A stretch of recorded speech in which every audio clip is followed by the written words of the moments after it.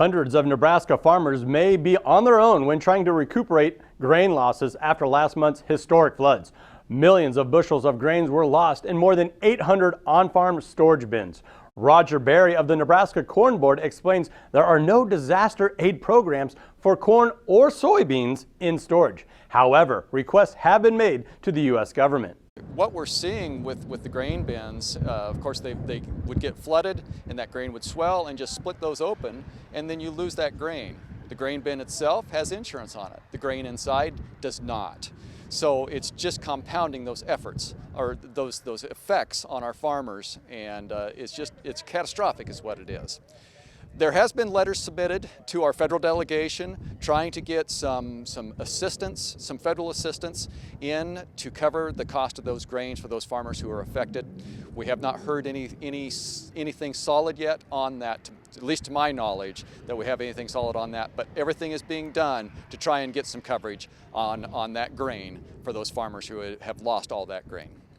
With an estimated 5 to 10 million bushels of corn and soybeans lost due to grain bin flooding, one might think grain prices may go up from lost supply.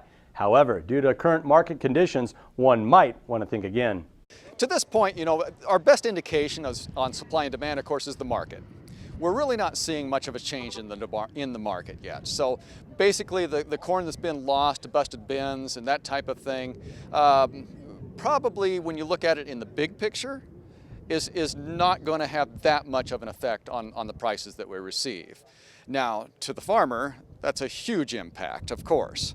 But what may come in more is as we get into planting, what's the effect going to be on acres that are not planted to corn, and what effects will those prices have? So a lot of the details will be coming out yet as we move into the planting season and can actually see how many acres will not get planted due to the flooding.